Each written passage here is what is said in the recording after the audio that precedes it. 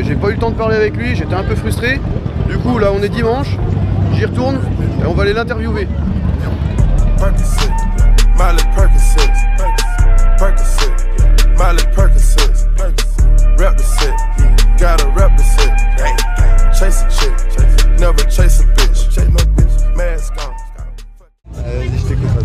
Bon alors Bitume, d'abord, d'où vient ta passion pour la moto?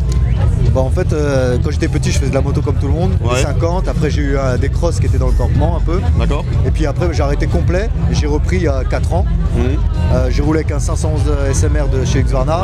J'ai eu le 690, le 701, le 501, Husqvarna, toujours chez Husqvarna. Et là maintenant le nouveau Bestio bientôt quoi. Donc, la passion m'est venue. En fait j'aime bien la moto parce que c'est l'esprit de liberté. Ouais carrément. Voilà. Pas On est bien d'accord là-dessus. Rouge, rien, d'interfile, tu te régales. Ok. Du coup, quelle a été ta première moto? Le 511 SMR Husqvarna. Le 511 SMR, tout préparé. Déjà préparé? Il était préparé piste, c'était un monstre. Ah oui, ouais. Tu l'as acheté d'origine, tu l'as préparé ou tu l'as... Ah oui, d'accord, ok. Tout comme ça. Toi, t'as préparé... Tout comme ça. D'accord. Pourquoi un supermoto plutôt qu'un autre style de moto? Parce que le supermoto, c'est une moto, c'est comme un vélo surpuissant. Pour moi, je sais pas, en fait, je suis attiré par aucune autre moto. Vraiment, c'est que le supermoto. T'en fais ce que tu veux, t'as le droit à l'erreur. Quand tu loupes un virage, tu peux le coucher. C'est vraiment, pour moi, c'est la moto par excellence. Pour moi. Et tu fais le con avec, tu t'amuses, tu passes partout. C'est hyper agile. Voilà, c'est vraiment, c'est mobile, coupleux et c'est puissant pour ce que c'est. Et moi, je recherche pas la vitesse. Ça m'intéresse pas d'aller à 230. Je préfère aller à 160. Donc, du coup, le supermoto, t'as la gauche au début. En supermoto, est-ce que ça t'intéresserait de faire de la compétition ou tu préfères rester sur route? Alors cette année, je te le dis, cette année je me mets à la piste, mais à mort. D'accord. Je vais vraiment faire beaucoup de pistes, parce que la route à chaque fois c'est dangereux. Voilà, donc je vais plus à la piste, et vraiment là on va s'y mettre à fond, partie terre, partie goudron, on va tout faire. Ouais, voilà, le supermoto vraiment... Avec le nouveau Bestio, je vais vraiment me faire faire. Ok, impeccable. Quand est-ce que tu as commencé YouTube et pourquoi? J'ai commencé YouTube en août 2014, c'est parti un truc tout con, j'ai acheté une GoPro pour filmer mon fils sous la piscine, dans l'eau. Et après j'ai vu des gars sur YouTube, là, les Belges, et j'ai dit vas-y je vais essayer, je l'ai mise, j'ai essayé, on me devait de l'argent, je te dis la vérité, on me devait de l'argent, on m'a offert un MacBook Pro, j'ai appris tout seul sur iMovie, je suis allé voir des tutos, j'ai balancé ma première vidéo, les gens ça leur a plu, et puis surtout moi ce qui a marché en fait c'était le fait que je mette des sons moi, dans mes vidéos, des gros sons, les ralentis, etc. Et tout. Ça m'a plu, j'ai appris tout seul, je suis pas j'ai fait pareil. Et c'est comme ça, j'ai dit je vais essayer, ça marche pas, je me casse, ça marche, je reste. Et ça a marché. Et ça a marché, du coup t'es resté. Exactement. Ok. Est-ce que YouTube est une activité qui te rapporte de l'argent? Est-ce que c'est ton activité Alors regarde, principale en plus je voulais en parler tu sais, dans des vidéos. Je voulais montrer même le salaire que j'ai de YouTube. Le mois dernier j'ai touché 182 €. D'accord, non, donc on vit pas avec ça. Mon plus gros mois ça a été quoi? Les 800 €. Mais mon plus gros mois je l'ai fait une fois, tu vois. Sinon moi YouTube c'est plutôt un peu d'argent de poche pour payer on va dire l'essence, l'assurance. Surtout pour moi un moyen de communication avec les gens pour partager ma passion. Et ça me fait un pote publicitaire, c'est pour tout ce qui est ma boutique. Et ça par contre j'ai créé une société grâce aux gens qui m'ont acheté des fringues. Et aujourd'hui je me verse un salaire, ça tout. Et ça me permet d'aller voir mes motos, mon camion pour me déplacer, de venir ici, d'aller partout. Voilà. Donc YouTube je gagne rien. Ouais d'accord, c'est pas ta vie. Et en plus à 80% mes vidéos sont démonétisées à cause des droits d'auteur de la musique. Parce que je préfère leur mettre du bon son et kiffer mon montage que chercher parce que c'est beaucoup de travail la musique. C'est très long. Quand on fait des vidéos c'est beaucoup de travail. Donc maintenant que je mets les musiques pour eux, pour moi, tant pis si ça passe pas. Ok. Dans le futur, est-ce que tu te vois toujours sur YouTube ou t'aimerais faire autre chose, développer quelque chose en plus ou je pense que je vais développer autre chose. Alors une fois j'avais une idée, tu sais, d'avoir un circuit, de faire même un truc pour que les gens viennent rouler.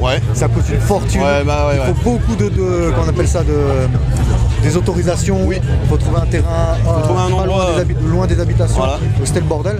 Je le mets de côté, on verra plus tard. Mais pour l'instant YouTube, je vais dire en fait je reste. Et quand je vois que je m'emmerde, à l'instant où je m'emmerde, le jour où t'as plus envie, je fais ça pour le plaisir et de toute façon c'est comme ça que ça marche, c'est pas en se forçant. Quand est-ce que tu as rencontré Kika et comment? Alors Kika en fait j'ai regardé ses vidéos. moi j'étais dans le sud encore à l'époque, j'ai de la famille en Lorraine. D'accord. Donc je suis monté voir ma famille, j'ai dit viens on se voit, on s'est vu, on a fait une vidéo, et j'ai eu un vrai feeling avec ce mec-là. Ouais, puis on le sent dans les vidéos. Malgré la différence d'âge entre lui et moi, franchement c'est comme un petit frère, on s'entend vraiment bien, il y a un vrai feeling, et depuis on se lâche pas. Ouais, parce qu'on sent bien dans les vidéos la complicité, tout ça. Ensemble, on a invité ensemble. La Corse. La Corse c'était énorme. C'était énorme. Si tu devais citer 5 personnalités de YouTube moto qui t'ont marqué, ce serait qui? Qui m'ont marqué, il y avait Kika forcément. Après j'ai été beaucoup influencé par Querly, l'allemand. Parce que lui il m'a donné vraiment envie de faire de la vidéo, vraiment. J'ai adoré son côté simple, le mec qui gère, il roule tout le temps avec des mecs forts, c'est du super mote. Après je regardais aussi, tu sais le fou là, Max Wirst. Max Wirst, voilà. C'est un américain je crois lui. Lui j'aimais bien aussi.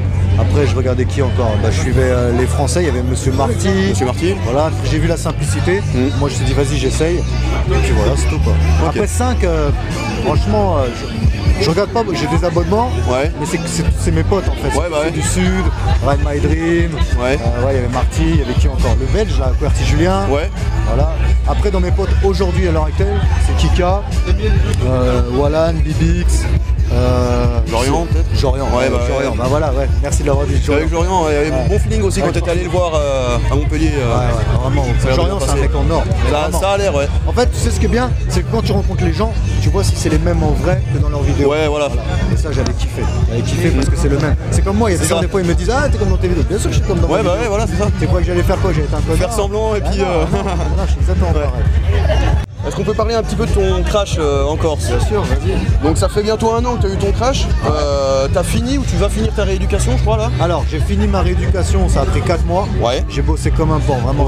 J'ai vu ça, bien suivi par un super kiné. Aujourd'hui, à l'heure d'aujourd'hui, donc j'ai fini la rééducation mais je dois toujours y retourner. J'ai perdu 10 kilos dans ce crash. Je m'en suis bien sorti parce que j'ai eu seulement le tendon déchiré. Aucune fracture. Ça vraiment je suis un... C'est vrai que par rapport à la violence du crash. Je suis passé à 2 mètres d'un mur et à 2,50 m d'un arbre. J'ai eu la chance de chuter avant et après, de tomber dans le ravin, etc. D'accord. Voilà, j'ai déconné, j'ai fait un wheelie, j'ai atterri de travers. Mais après c'est tout. Les erreurs on en fait tous et puis c'est comme ça qu'on apprend. J'ai pris ça comme un avertissement, dans le sens où il fallait que je me calme un peu. Après je t'avoue que ça m'a pas calmé vraiment puisque là je suis redescendu dans le sud, j'ai pris un 701, j'ai roulé comme sur la barrière. On a eu des photos. Voilà, après c'est plus fort que toi, tu vois, j'explique pas. J'avais aucune appréhension, j'avais pas peur de remonter sur la moto. Mon crash, je m'en sers comme d'une leçon. Après, je vais te dire un truc, la première chose que je vais faire, c'est dès que j'ai mon nouveau bestiau là, je pars en Corse et je retourne au même endroit. Pareil, prendre ta revanche et puis... Exactement, je vais prendre ma revanche, putain c'est rare. C'est ce qu'il faut faire. Ton épaule, est-ce que tu penses la retrouver à 100%? Honnêtement, il y en a, ils disent que c'est pas possible. Moi, franchement, à l'heure actuelle aujourd'hui, je me sens bien. Il faut compter 1 an à peu près pour la récupération totale. Vraiment nickel, Voilà. Mais vraiment, moi, je me sens d'attaque. C'est pour ça que je fais beaucoup de sport. Que j'ai eu un contrat là avec Fitness Park, la salle de sport, des protéines biotech, et tout, pour vraiment regagner mon poids. Le poids que t'as perdu. Voilà, parce qu'en fait, plus t'es costaud, plus t'as de muscles aussi, plus tu contrôles ton Donc moi, je pense que moi, je suis prêt cet été, facile. Là, j'attends mon bestiau, je vais rerouler. Après, à 100%, je pense que c'est 1 an, une bonne année. D'accord, On va dire, je pense que après cet été, je serai bien. Cet été, vers aller au pire décembre. D'accord, au moins on te sent confiant déjà, donc c'est le principal. Du coup, est-ce que tu as tiré une leçon? Est-ce que tu as un message que tu pourrais faire passer aux gens par rapport à ce crash? Je l'avais dit dans mes vidéos, comme quoi, en fait, la protection m'a beaucoup sauvé. J'avais un gilet, j'avais des protections bras, coudes, épaules, dorsales, j'avais une double dorsale. En fait, tu sais, j'avais le harnais classique avec toutes les protections bras et ça tout. Et j'avais une autre dorsale Alpinstar.